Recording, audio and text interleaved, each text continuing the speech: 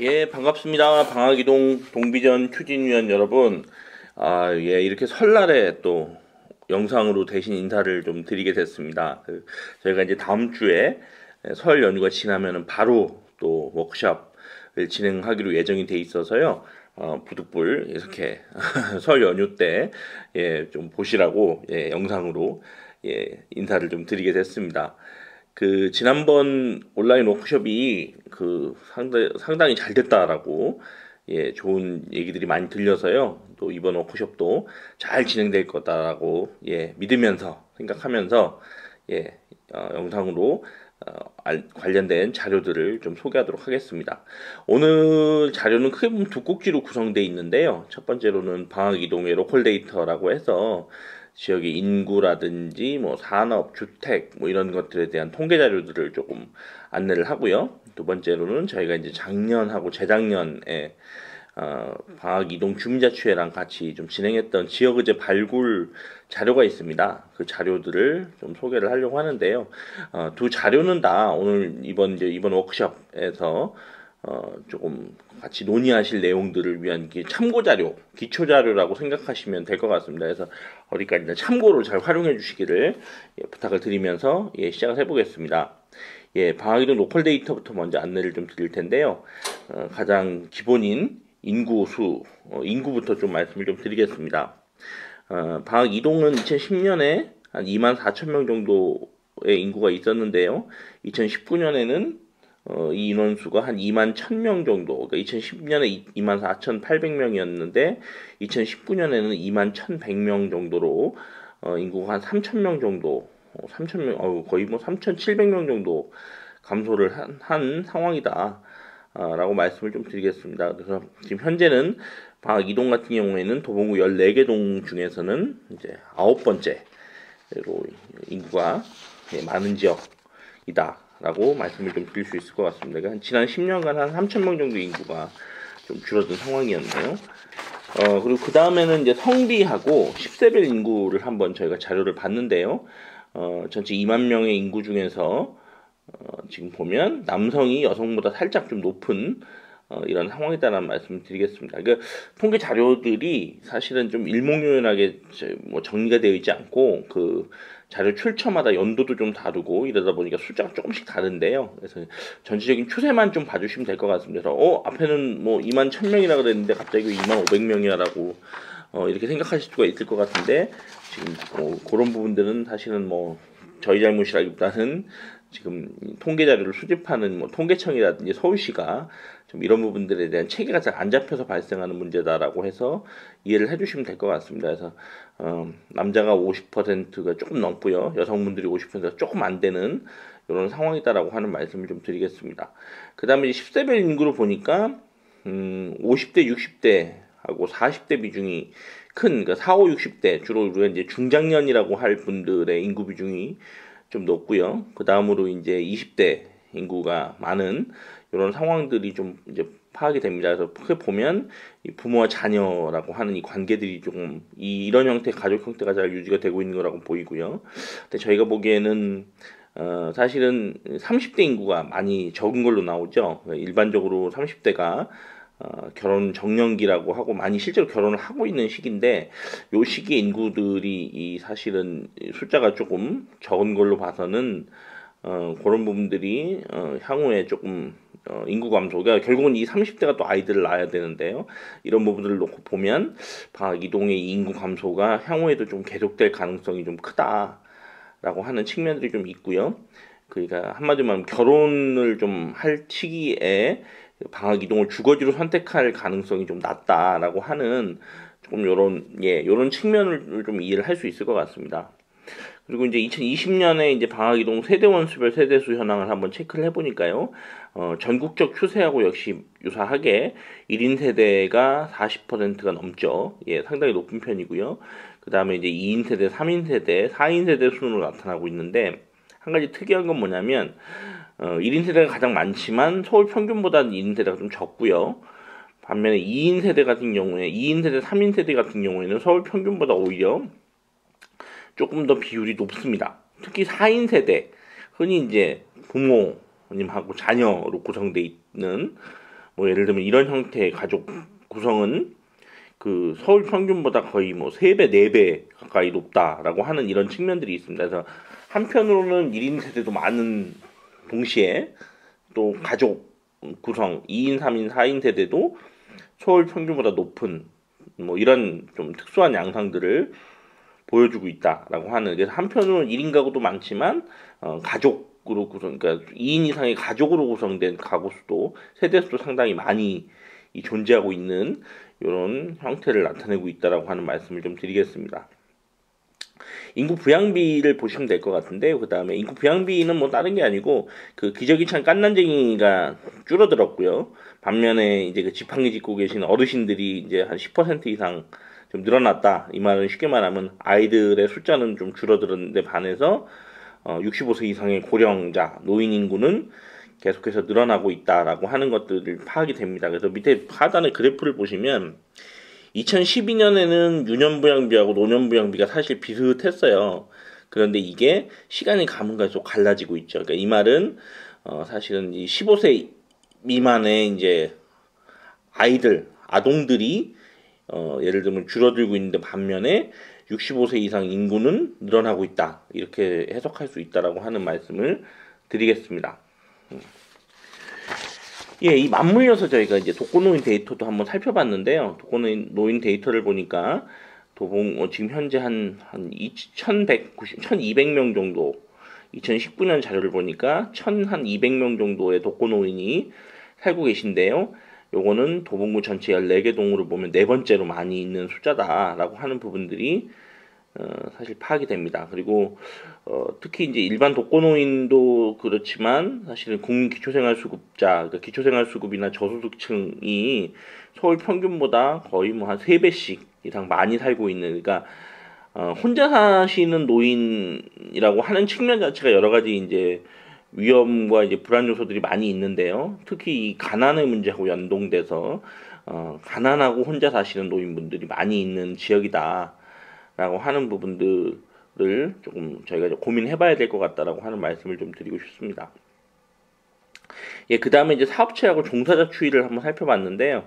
요 자료는 2018년 자료가 가장 최신 자료네요. 그래서 살펴보니까 2012년에 종사자 수가 한 3,100명이었는데 지금 3,053명 정도로 뭐 그렇게 많이 감소하지는 않았다라고 하는 부분들이 좀 파악이 되고요. 반면에 사업체 같은 경우는 1,300개에서 1,330개에서 1,230개 정도로 한 100여 개 정도가 이제 줄어든 상황이다라고 하는 이런 측면들이 좀 포착이 돼서요.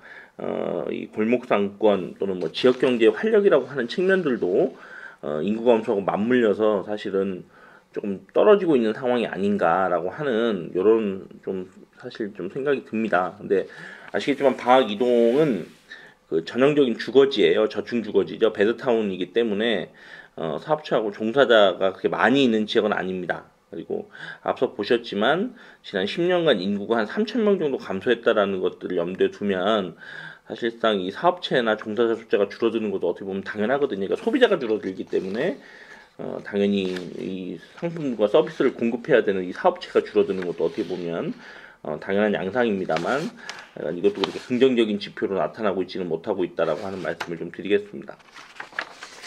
그 다음에 이제 주택 종류별 현황을 한번 살펴보니까요. 방학 2동은 옆에 있는 방학 3동하고는 아주 선명하게 사실 다른 지역이다라고 하는 부분들이 조금 파악이 됩니다. 그래서 보면 방학 2동 같은 경우에는 이 다세대 연립주택이 가장 압도적으로 많고 그 다음 이제 단독 다가구 주택이고 아파트는 사실 별로 없는 이런 지역이다라는 것들을 좀 알 수 있습니다. 그러니까 아주 전형적인 저층 주거지고요. 그래서 다세대 연립 주택의 비중이 거의 80%에 육박하고 있고요. 또 이 도봉구 14개 동 중에서 두 번째로 또 이렇게 많이 있다라고 하는 이런 특성들을 좀 보여주고 있습니다. 주차장 통계를 봤는데요. 서울시 평균에 한 10,000면 정도, 서울시 행정동 한 곳에 한 10,000면 정도의 주차 공간이 있는데 현재 방학이동은 5,500면 정도로 있어서 반이 조금 넘는 숫자다라고 하는 말씀을 좀 드리겠는데 이 말은 주차 공간이 상당히 부족할 거다라고 하는 요런 말씀, 요런 게 자연스럽게 파악이 됩니다. 그러니까 주차 공간이 서울시 행정동 평균의 반 정도밖에 못 미쳐서요. 그래서 이에 따라서 주차 공간이 매우 부족한 상황에 어려움을 겪고 계실 거다라고 하는 부분이 포착이 됩니다. 예, 그리고 유아교육기관을 살펴보니까요, 방학이동의 이제 보육시설 같은 경우에는 11개로 역시 서울시 행정동 평균보다 적어요. 그리고 민간 보육시설 비중이 높고 사실은 아이들 키우는 부모들이 선호하는 국공립 비중 같은 경우가 사실 낮은 상황이다. 그러니까 제가 앞서 말씀드렸지만은 30대가 이제 결혼을 하고 아이들을 낳고 이런 시기고요. 그리고 이제 이들이 주거지를 선택하는 되게 중요한 기준 중에 이제 아이들 맡길 곳이 이제 충분히 있느냐, 믿고 맡길 수 있는 곳이 안정적인 곳이냐가 되게 중요한 주거지 선택 기준으로 지금 작동하고 있는데, 방학이동 그런 측면에서 숫자도 적고 또 이 부모들이 선호하는 국공립기관들이 좀 부족한 상황이다라고 하는 측면이 또 포착이 됩니다. 그래서 사실은 그런 젊은 부부들을 좀 끌어들이기에는 지역에 좀 이런 인프라들이 좀 부족한 상황이 아닌가라고 하는 이런 측면이 좀 파악이 됩니다. 예, 그리고 저희가 기초생활수급자도 한번 체크를 해봤는데요. 방학이동 같은 경우는 1,470명 정도의 지금 기초생활수급자가 좀 파악이 되고 있는데, 이거는 서울시가 이제 평균적으로 한 600명 정도다라고 하면, 네, 그 숫자가 거의 뭐 2배 이상, 서울시 행정동 평균이 한 600명 정도라고 하면, 그 숫자가 2배 이상 많은 숫자고요. 또 도봉구 14개 동 중에서 이 기초생활보장 수급자, 기초생활 수급권자가 도봉구 14개 동 중에서 가장 많은 수준이다라고 하는 측면들, 그러니까 들이 있습니다. 그래서 앞서 언급한 내용들하고 사실은 좀 이제 결합이 됩니다만, 가난한 이웃들이 많이 살고 있다. 그래서 우리 동네는 이 복지라든지 돌봄이라든지 이런 것들이 상당히 중요한 의제로 좀 고민되어야 한다라고 하는 이런 말씀들을 사실 좀 드리고 싶습니다. 그 다음으로 살펴보면 서울시에서 이제 생활권 계획이라 그래가지고요. 2014년에 2030 서울 플랜이다라고 하는 이런 계획들을 세우고, 그 지역에서 이제 방학 이 권역, 꼭 방학 이동만 아니고 방학 1, 2, 3동을 얘기하는데요. 이 지역에 대한 이 고민들을 좀 내용들을 담아놓은 자료들이 있어서 좀 소개를 해보면, 뭐 여기에는 이제 자족 기능 강화 및 고용 창출을 통한 지역 활성화라고 하는 목표들이 좀 제시가 돼 있고요. 그래서 이제 주민 의사를 고려한 정비 사업의 합리적인 추진, 자연지역 및 주거 유형별 특성을 고려한 주거지 정비 관리가 필요하다. 이제 다들 아시겠지만 여기가 이제 산 밑에 있지 않습니까? 그래서 이런 것들을 또 고려를 해야 되는 상황이다라고 하는 부분들이 있고요. 그다음에 이제 교통 문제도 되게 많이 좀 고려가 된 것 같아요. 그래서 방학 이쪽 권역이 이 사실은 지하철이나 이런 것들이 좀 접근성이 떨어지는 지역이기 때문에 이런 것들에 대한 고민들도 좀 담겨 있는 부분이 있고요. 또 문화복지시설의 필요성, 공원 녹지의 필요성, 역사 생태문화 공간의 정비 이런 것들이 되게 중요한, 서울시가 파악하기에 이 방학권역의 의제로 이제 파악이 되고 있고요. 방학권역 중에서 특히 방학 이동을 조금 더 고민한 게 이제 그 다음에 나온 서울시 지역생활권 계획이라고 하는 내용인데요. 여기가 이제 고도지구 중 저층주거 특성을 고려한 주거환경 정비가 필요하다라고 하는 얘기들을 담으면서 마을 재생 사업을 통한 주거환경 개선이다라고 하는 내용들이 담겨 있고요. 골목길 소통 공간을 조성하고 마을 기업을 육성한다는 방안들을 통해서 마을 공동체를 활성화해야 된다라고 하는 고민이 있고요.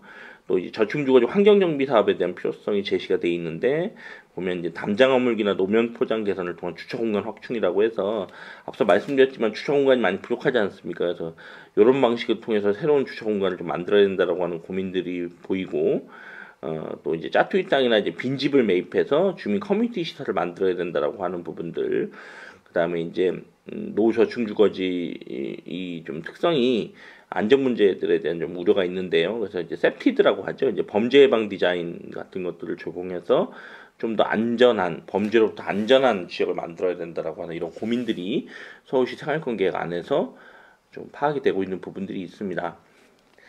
예. 뭐 이상 로컬 데이터 부분에 대한 그 방학 이동의 지역 자료, 지역 통계 자료에 대한 안내를 마치고요.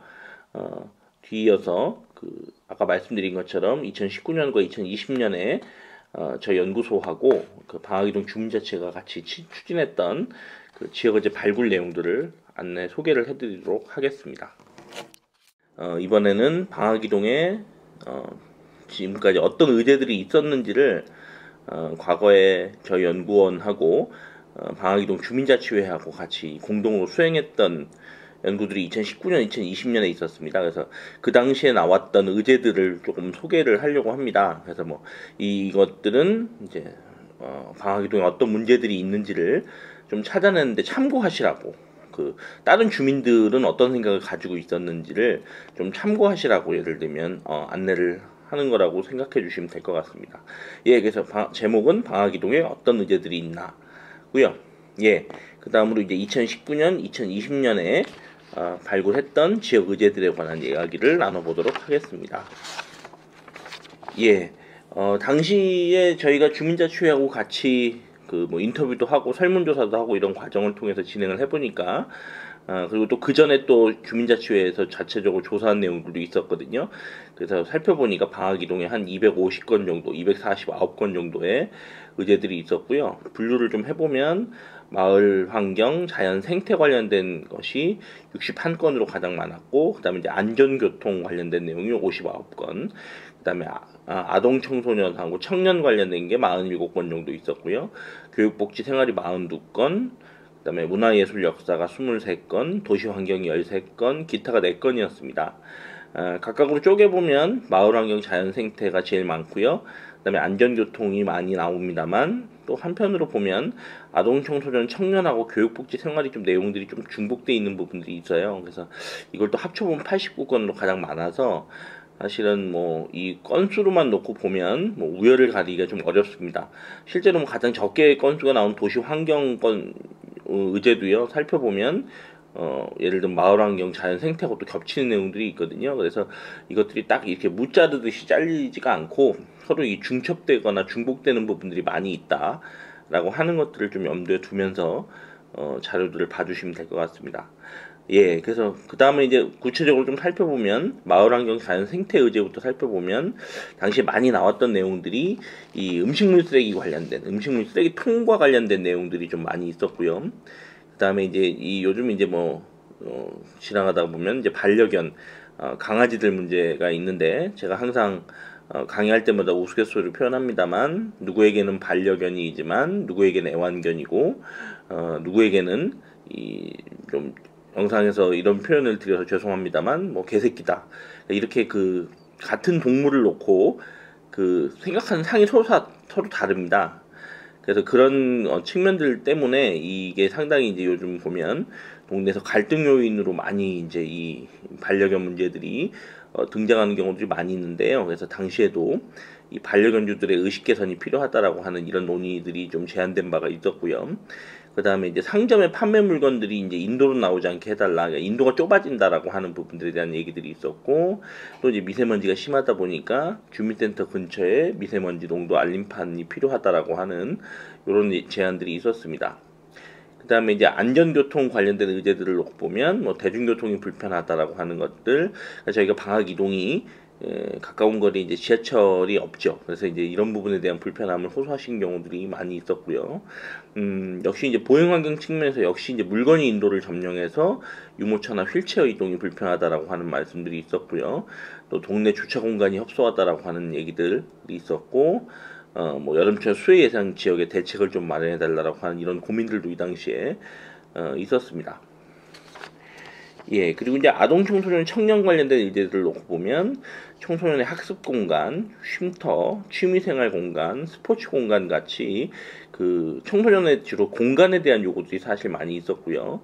또 다른 한편으로는 이제 취약계층 아동 청소년에 대한 지원 정책의 필요성, 뭐 진로 탐색에 관련된 얘기들도 있었고요. 예, 공간의 연속선상에서 공부방에 대한 얘기들, 그 학습 공간하고 이제 중복되는 내용이라고 볼 수 있을 텐데요. 이런 부분들이 있었고, 좀 더 포괄적으로는 아동 청소년 교육에 대한 관심을 기울여달라고 하는 목소리들이 있었습니다. 교육복지 생활 측면에서는 이제 취약계층 돌봄 문제가 많이 언급이 됐었고요. 또 이 공구 대여 서비스를 조금 확충해야 된다. 그래서 공구나 이런 것들이 좀 부족하다라고 하는 말씀들이 이때 제안들이 많이 있었고요. 또 어르신 모임 공간의 필요성들이 제기가 됐었고, 주민 쉼터의 필요성도 있었고, 또 이제 이 자율방범 활동 시스템들도 좀 필요하다라고 하는, 이제 방학 이동이 이제 저층 주거지로 이렇게 있다 보니까 군데군데 좀 어두운 곳도 좀 많고 이래서 이런 욕구들이 조금 도출되는 부분들이 있었습니다. 예, 그리고 이제 문화예술 역사 부분을 좀 살펴보면 뭐 탁구 활동 시간 프로그램을 오후 시간에도 좀 마련을 해달라. 마을 운동회를 하자. 취미생활의 공간 및 연습실이 필요하다. 또는 주민들끼리 할 수 있는 지속적인 어떤 벼룩시장, 요즘 뭐 플리마켓이라고 얘기합니다만 이런 것들이 필요하다. 소규모 예술제가 필요하다라고 하는 요구들이 있었고요. 또 방학이 동네에는 흰 고무신이라고 하는 이 공간이 있지 않습니까? 이 공간이 조금 활성화되어야 될 필요성이 있다라고 하는 말씀들도 해주신 것 같고, 또 골목, 빌라, 아파트별 반상회에 대한 요구들도 있었고요. 또 청소년 문화예술 공간의 필요성도 있었습니다. 이 앞에 이제 아동 청소년 청년의자하고도 일부 겹치는 부분들이 있는데 이런 제안들이 있었습니다. 그리고 이제 도시환경 분야의 의제로는 보면 이제 보행로 정비. 이 보행로 정비는 앞서서도 언급이 됐었던 부분이죠. 그다음에 이제 공원의 필요성에 대한 얘기들이 있었고요. 그다음에 이제 전봇대에 좀 패널을 부착해서 이제 불법 전단을 못 붙이게 하는 이런 것들이 필요하다라고 하는 요구를 좀 하신 것 같고, 그다음에 음식물 쓰레기도 앞서서 언급돼 있었는데 이런 거치대의 필요성에 대한 이런 문제 제기들이 당시에 있었다라고 하는 말씀들을 좀 드리겠습니다.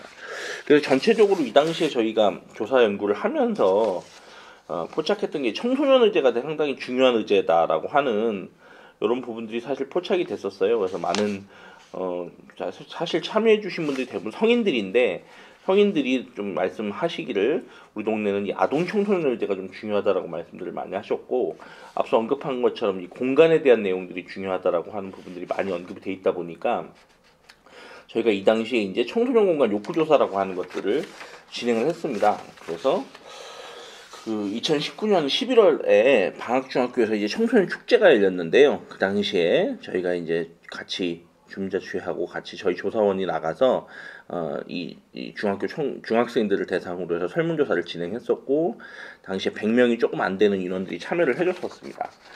예, 그래서 그 관련 내용을 간단하게 좀 제기를 하려고 합니다. 예, 그래서 이 당시 설문조사를 해보니까 대부분 94명 중에 중학생이 80%였고 초등학생하고 고등학생들이 이제 그 다음에 이제 좀 참여를 했고요.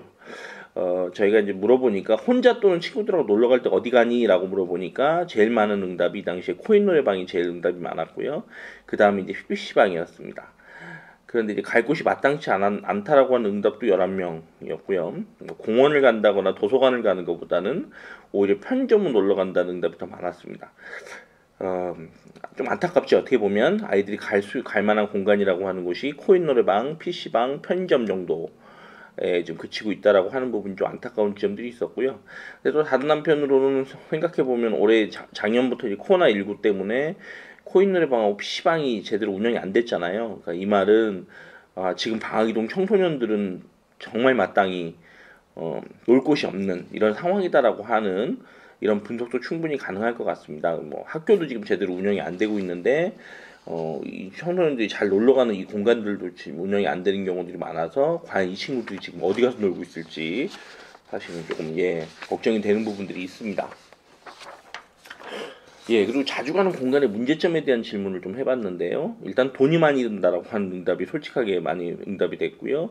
그다음에 공간이 좁다라고 하는 이런 좀 얘기도 있었고, 또 막상 놀러를 가더라도 마땅히 할 것이 없다라고 하는 응답들도 사실 많이 나와 있어서 사실은 갈 만한 공간이 많이 없다라고 하는 부분도 문제지만 막상 가서도 이 청소년들의 이 경제적 여건 이런 것들을 감안했을 때 너무 비용이 많이 든다라든지 공간이 좁다라든지 이런 부분들이 이제 문제로 언급되고 있어서 공간도 없지만 그나마 이용하는 공간들도 많은 문제가 있다라고 하는 부분들이 좀 파악이 됐었습니다. 그리고 이제 마지막으로 우리 동네에 좀 생겼으면 하는 시설이 있냐라고 하는 질문을 좀 던져봤는데요. 가장 많은 응답이 무료 와이파이 등을 사용할 수 있는 청소년 쉼터에 대한 공간이 있었고요. 그 다음에 체육시설, 그리고 이제 노래방이나 PC방 등의 놀이공간이었다라고 하는 이런 이제 얘기들이 있었습니다. 편의점을 많이 가는데 막상 편의점이 더 필요하다라고 하는 의견은 없어서요. 사실 어떻게 보면 청소년들의 욕구들이 좀 파악이 되죠. 한편으로 보면 잘 본인들이 편안하게 쉴 수 있고 인터넷을 할 수 있는, 돈이 들지 않고 인터넷을 할 수 있는 그런 쉼터가 좀 가장 많이 필요했고, 그 다음에 이 청소년들이 지금 이 체육 활동들 뭔가 좀 몸을 쓰면서 좀 이렇게 좀 뭔가를 하고 싶어하는 욕구들도 좀 파악이 됐고요. 한편 노래방이나 PC방 등의 이런 놀이 공간들도 좀 더 있었으면 좋겠다라고 하는 이런 요구들이 좀 파악이 되는 부분들이 있었습니다. 뭐 이런 내용들을 안내를 해드린 건 뭐 참고를 하시라는 거고요. 사실은 뭐 청소년 공간에 대해서는 작년 재작년에 이 의제가 막 많이 부각이 돼서 저희가 추가적인 조사 연구를 해서 이런 데이터들을 확보해서 안내를 해드리는 거지 뭐 꼭 이런 의제를 해야 된다라고 또는 말씀드리는 것도 아니고 또 그 앞에 있는 의제들도 역시 마찬가지입니다. 그냥 추진위원들께서 보시고서 좀 참고가 될 만한 내용이라고 생각해서 안내를 해드리니까요. 그러니까 뭐 어디까지나 참고용으로 봐주시면 될 것 같습니다. 이상 발표를 마치도록 하겠습니다.